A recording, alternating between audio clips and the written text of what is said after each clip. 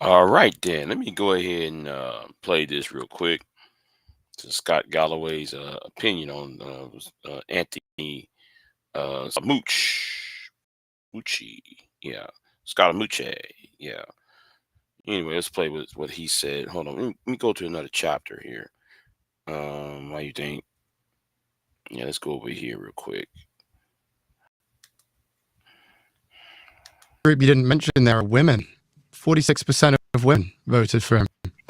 They came out in even greater numbers. I'd love to just get your reaction to women's response to Donald Trump in this election. Well, I'll go because I went through the exit tolls. Last night I broadcast live for 8 hours into the United Kingdom. Our Goal Hanger podcast last night had 1.8 million viewers throughout the streaming session. And going over that exit polling, the women are saying they do not like the culture war. The women are saying they don't want men or people that have outdoor plumbing fixtures to declare themselves as women and to go play sports against their daughters or their sisters. That's what the women are saying. And let me say this. He's right. He's right about this because part of the reason why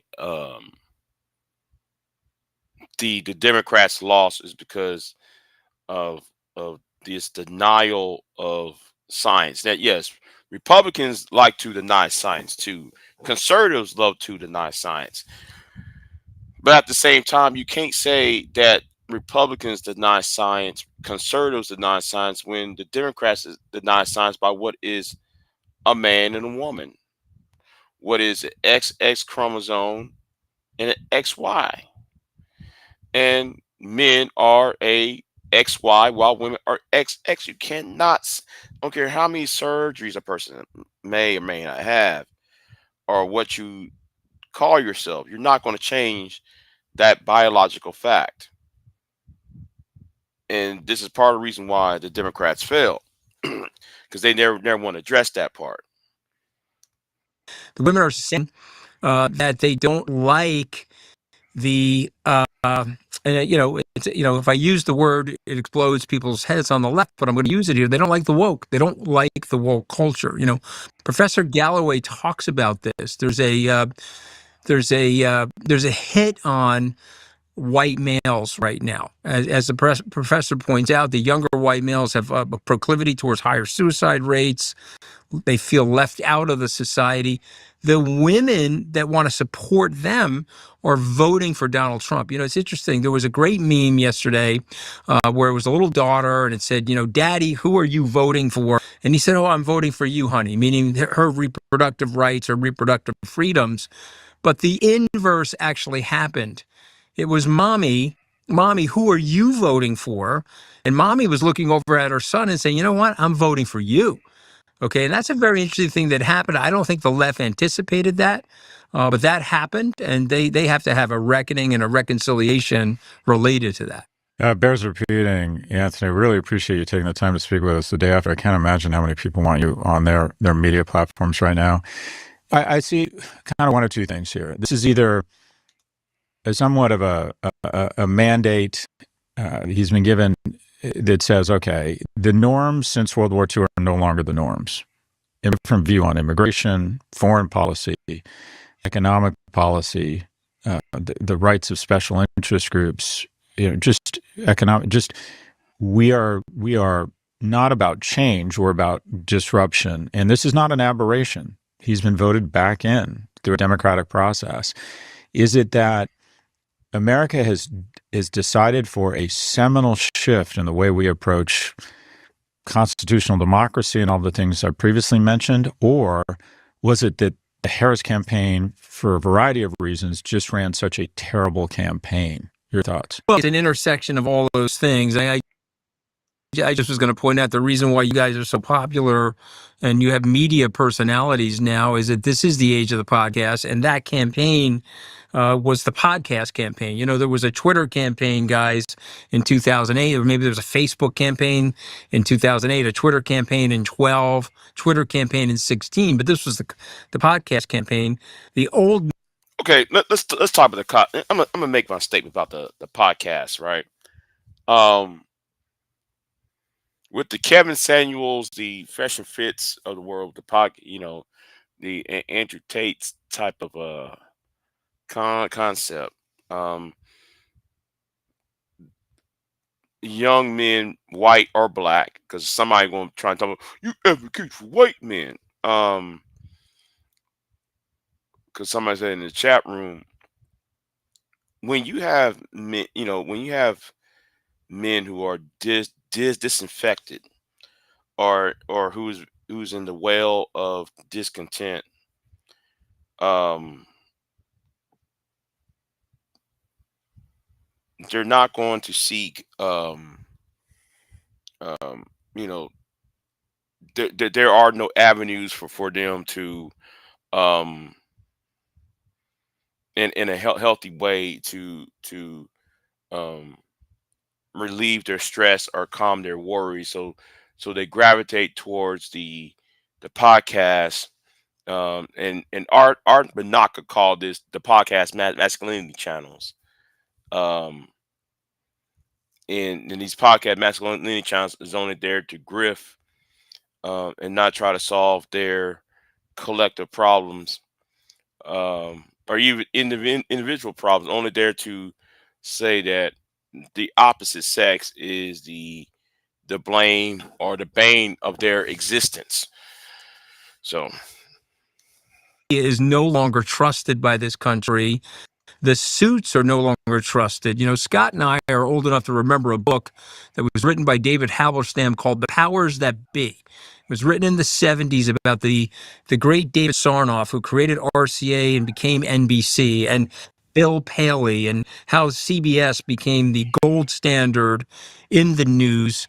And this was very centralized, and they were somewhat coordinated with the government. And whether people like this or not, they were all tied into the military. The U.S. benefited from millions and millions of men and women being in the American military, taking oaths of the Constitution, working together from different parts of the country. And then after the war, there was a sort of rectitude and a process that was followed. That part of America is now completely over. The bone spur deferment is the process now, and he's brought that culture with him. So it's a rules breaking, it's a norm breaking. It's my wife's going to be mad at me because she'll listen to this podcast, but she called me this morning and said, well, I've got two sons with you, Anthony. We have four sons in total, but misogyny was on the ballot. Racism was on that ballot. And a lot of people held their nose. I'm not saying the people that voted for Donald Trump are misogynists or racist, but they did accept his racism and they did accept his misogyny. Okay. And so and I'm glad somebody else saying it. I'm glad a Republican is saying that. I'm glad somebody other than a black person or a woman saying that, because if you don't see it, I don't know what to tell y'all. And no, I don't even like Kamala Harris. Let me repeat that again. I don't like Kamala Harris. But if you don't see the racism and the misogyny on some of these comments in some of these videos and some of these podcasts, I don't know what to tell y'all. It's right there in front of your face. Again, like I said, I'm not a fan of Kamala Harris.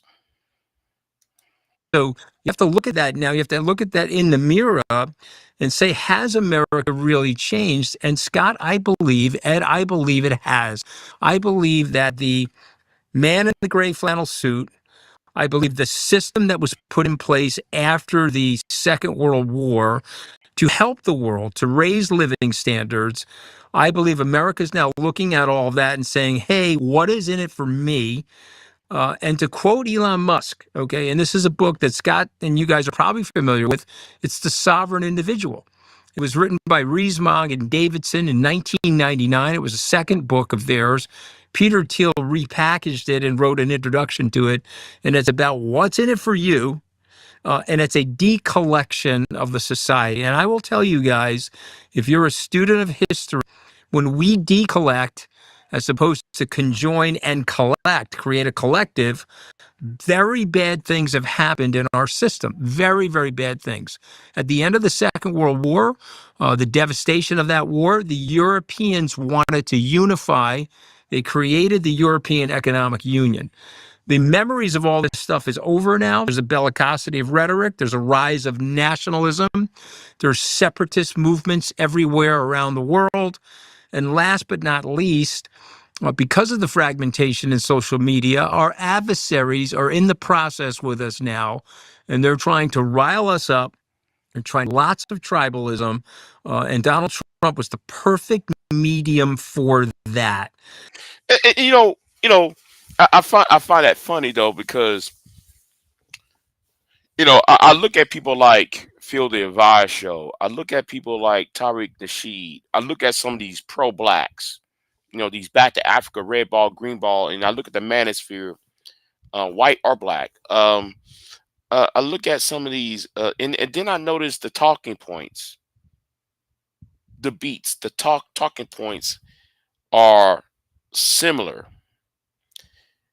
And when I see, when it comes to Phil the Advice Show or the African Diaspora Channel, and yes, I'm going to drag Phil the Advice Show. I'm sorry, I'm going to do it, but um, how can you be pro-black, Pan-African, red, black, and green flag waving, and then you're repeating points that Donald Trump won't, while at the same time you're expecting, yet you want to punish the Democrats for not giving you reparations, while at the same time Donald Trump is against reparations.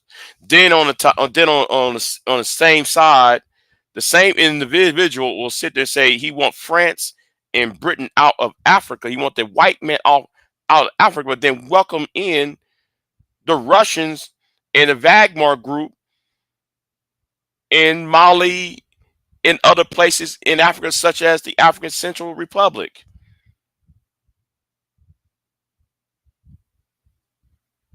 So it seems to me, though, when it comes to social media, it's it comes to me that I believe that the Russians, the Chinese, um, some of the Eastern European despots um, go into our social media and prop up some of these individuals that we come accustomed to over the last, I say, 10 years.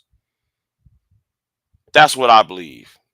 Because how many people who've been talking all that crazy foolishness, like Charleston White and so forth, I'm adding Charleston White into this, how they getting all this attention? Well, educated channels that's more that are more um that's more into the refined and more cultured and more um elevated positions are not being watched or supported. And so, he won it, and he won it in a way that you didn't expect, Scott. I have to confess, I did not expect. Okay, but he did win it. And so, if you're an entrepreneur listening to this, if you're a political entrepreneur listening to this, and you don't like the direction that this is going in, think like an entrepreneur. How do you get the 104 million people that didn't vote last night or didn't vote in this process that are eligible to vote? How do you get them involved? How do you go from 0 to 1 with them in terms of messaging, narration, explanation of history, what works from a sociological perspective for people versus what doesn't work? And it'll be interesting to see. But if Trump executes his plan, if you don't mind, I just will over the plan. The plan is to deport 15 million people. First of all, it's sort of not possible. We don't have the infrastructure for it. But let's say he deports 1.8 million people, which is the prison population of this country. It's an $88 billion load for the taxpayer. Okay, you then have to collect these people in armored vehicles. And then you have to concentrate them in camps, or otherwise known as concentration camps, because you can't. Let me say this right here, right? I think though there's a better alternative to this. I think there's a better alternative to this because he's right. Because if you in order to get these 10 million people, um, I'm gonna say 10 to 20 million people out of here, right?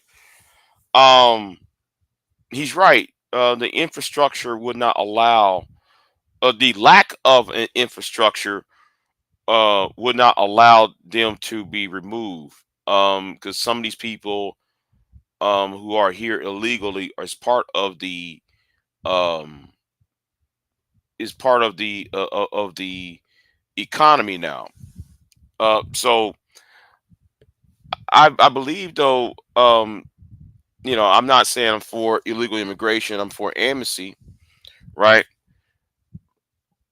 I'll just say just close down the border right now, and whoever's is inside of this border, um, whoever is within is in the borders of the United States, we got to target those who are already here. I'm gonna say it like this. I'm gonna put it like in my way of thinking here, y'all.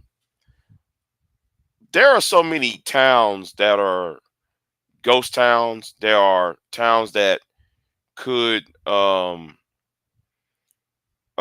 that nobody lives in. So what if we okay, there is a town in I want to say in Kansas, right? That everybody had died out, right? It was a town that existed 15 years ago that nobody is there anymore because everybody had died out. There's still houses there. There's still property. There's still it's in the middle of nowhere. So what if what by any chance though you process these people into these small towns, these um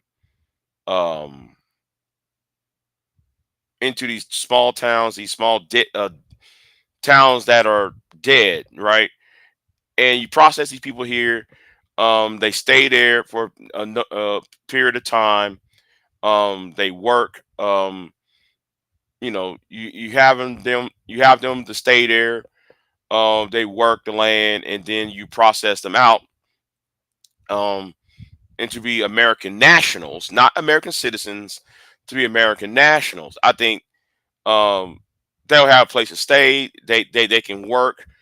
They can feed themselves, and it will be more humane rather than creating a concentration camp. That's what That's if I was um, in charge. Um, you know. So yeah, what's going on, May? See you in the chat room. Immediately deport them. You've got to find a way station for them to go to because there is a process on the other side to get them out of the country. This will blow up GDP. It'll crush the economy. Musk is out saying, we're going to execute these plans. There's going to be 3 or 4 ugly, dark economic years. I don't think the Americans fully understand what they've signed up for should Trump try to execute that plan. He's got good parts of that Congress with him. And so it's a dangerous time for people that have grown up in America where there were certain norms that we accepted with each other. Don't necessarily have to love each other or even like each other, but we're here together in this great experiment, and there's aspirational opportunity for each of us if we stick together. These people are saying something very, very different. It's us versus them. If you're with me, I've got you. Just do me a favor. Don't write an endorsement against my adversary. For my adversary, you can keep your government contracts. I'm a very transactional guy. How am I going to transact with people that benefit me as opposed to what is in the best interests of the ideals and vision of a future America? So I agree with everything you just said in terms of what would happen if policies or how things would unfold in the markets if his policy. No, I'm not going to continue with this whole live stream. It was a point I just trying to make here. Um, yeah, but everybody talk about mass deportations. Um, where I think though that that will cause a more of a bigger problem than it'll cause a bigger problem than solving it. Um, the cure is worse than the disease. The best thing to do is just to shut down the border. Whoever's inside of this, whoever's inside of here, has to be processed in a different way. Just shut down the border, um, create that wall. Don't even worry about who's up inside of here, right? Only deal with them who's within the border if there is something nefarious, um, um, or they have a violent criminal record. Other than that, leave them alone, or better, no, processing them into these ghost towns. Hopefully, that will uh, somewhat create an economy. Um, maybe in agriculture or whatever else that they are into. For the short term, and then process these people out as American nationals. Um, that's how I think about it. But anyway, um, as for the title of this video,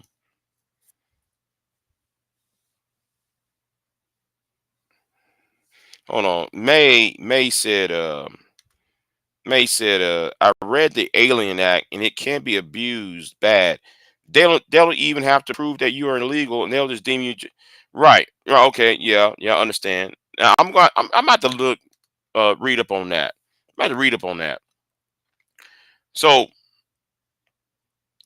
let me address somebody who is pissed off. Right. Let me go ahead and address this though, because somebody's pissed off. And let's go to the title, right? To the title of this video, right? So let me talk to this Negro who said he's going to address Big J, right? Well, let me help you out, right?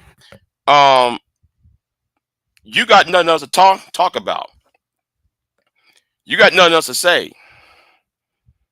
You couldn't even sit there and actually try to come to the conclusion that your words is part of the problem. See, you want people to be respectful to you, but you are disrespectful to other people. You want these nibbas, right? You want these nibbas, right? And since one nigga went here and said, I'm gonna steal that term, right? I'm not gonna borrow this term. I'm gonna steal the term nibbas, right? So a lot of you nibbas out here, right? Um, you can only think you don't think outside of yourself. You think in selfish terms. You don't think that certain ideologies, certain talking points, and certain way of doing things has a it could be can and could be a detriment not just to your black ass, but to rest of society and to the future of humanity. And that's the reason why you trying to chin check me. No, nigga, you cannot chin check Big J because you're mad because in your heart you know that Big J was, and Big J will always will be right. And that's why though you said though you wanna fight me. That's why nigga you want to inflict violence on me because you nigga is just another punk who's talking big online. Mr. Government Official. You work for the government and you out here passing out threats on people online. No, how about me? You shut the fuck up.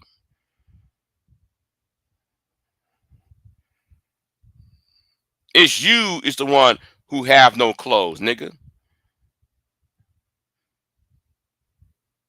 And the only way you voted for Donald Trump is because you're trying to spite black women. And that's what you did though yesterday. Talking to AJ. No, I'm sorry. AC. I'm sorry. AC. Wrong person. Talking to AC. You voted for Donald Trump not because you like his policies, no, because you want his policies to put black women in check. Because in real life, you can't put any woman in check. You're mad because Keisha don't want to talk to you because you in your mouth is just like the woman that you complain about. And that's why we need to drag people like you, since though you are a government official. People need to drag you since though you're SYSBM, nigga. Since you're SYSBM, perhaps, perhaps, now who in here text me? Hold on. Perhaps you might, I don't care about that. Man, what? Uh, go get some chili. Man, I don't want no chili. Shit. Anyway, you want some chili? Hell no, I don't want no damn chili. But anyway, back to the point, right? So anyway, I forgot where I was at. Yeah, you look for a white man to solve your problem with black women. You went to a 40. You voted for a presidential candidate, a white man who made disparaging comments about black people because you can't because he is your answer to put these black women who get welfare checks into in their place. You a weak nigga. You weak. And you out here talking like nigga you strong. No, you're not, nigga. You're weak ass dishwater, nigga.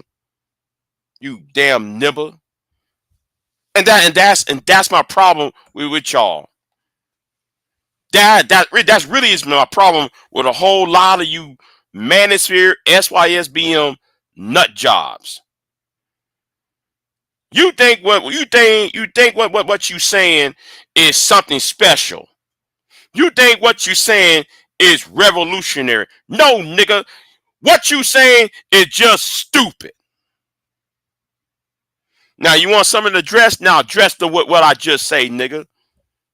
And as for this, I'm keeping this live stream up so you can review this on your own channel, on Truism channel, and you can take it, wrap it up, and choke on it. Put it in your mouth and choke on this motherfucker. That's what you need to do, nigga. So anyway, like, share, subscribe. I'm gonna get off of here. I'm going to bed again because I'm off and I got a nice little. Anyway, never mind about that because she's cooking my chili in a minute. I bet your lady ain't cooking you any chili either, nigga. Is she cooking you anything? I bet she ain't. Big J out.